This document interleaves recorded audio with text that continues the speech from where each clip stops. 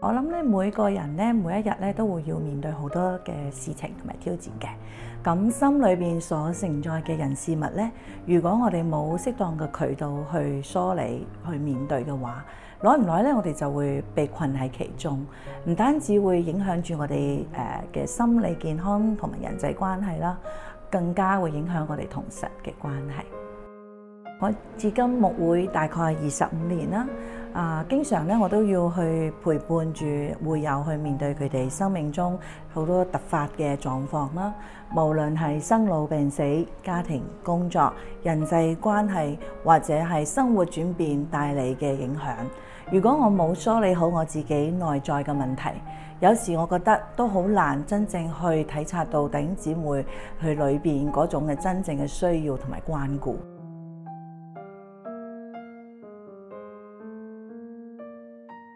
2期嘅 CPE 課程咧，幫助咗我學識咗從旁觀察更多，同埋聆聽患者內心裏邊嘅狀況啦。嘗試透過唔同嘅方式去引導佢哋去有啲提問啦，鼓勵患者將心裏邊嘅心聲講出嚟，重新去揾到盼望同埋方向。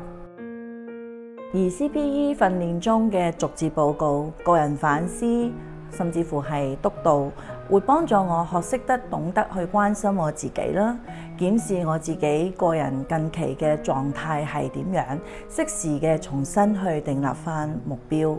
行動反省再行動，使我更清楚可以去睇見自己內裏邊真實嘅狀況，可以更直接嘅去尋求神嘅幫助，更輕省健康嘅侍奉。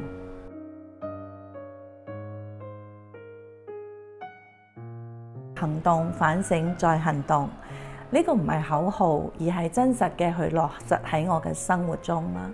過去嘅我呢，其實生命中承載咗好多嚟自於原生家庭、成長教會中好多嘅包袱啦、傷痕啦，好嘅同埋唔好嘅經歷嘅。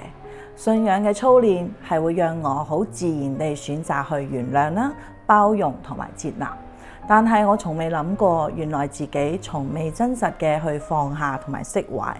只係不斷努力地去遮蓋傷口，偶然呢亦都會感覺到隱隱作痛。生命中我感覺到有好多嘅委屈。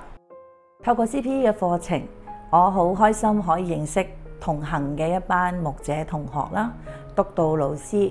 佢哋幫助我去關心自己、發現問題、拆解問題、換位思考，使我有勇氣去放下過去嘅包袱，告別嗰啲唔好嘅經歷。透過角色扮演，我哋可以重回到當時嘅場景，讓我可以重新去面對呢啲嘅困難，嘗試用唔同嘅對話，或者嘗試用一啲唔同嘅方法去解決。而家嘅我會定期去關心檢視自己嘅內心狀態，內心唔會再有委屈嘅感覺。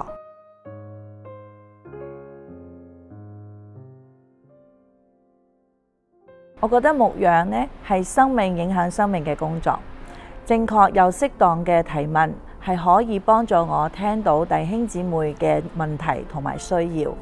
CPE 訓練要我哋嘗試講出對方嘅感受，嘗試感受對方當下嘅情緒，有機會去引導對方發現自己真實要面對嘅問題同埋症結點，從而去揾到面對嘅勇氣、方法，情緒方面都可以得到紓解，再俾佢哋有靈性嘅關懷同埋屬靈嘅指引。而 CPE 嘅學習，讓我可以透過所學嘅喺牧養嘅時候，幫助弟兄姊妹梳理過去嘅種種，放下過去，忘記背後，重新向着神嘅心意去行，活出神兒女美好嘅樣式。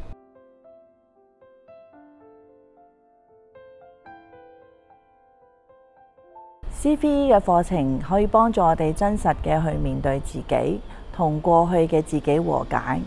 重新訂立目標，再次靠主行動。我覺得健康嘅教會需要有心靈健康嘅牧者。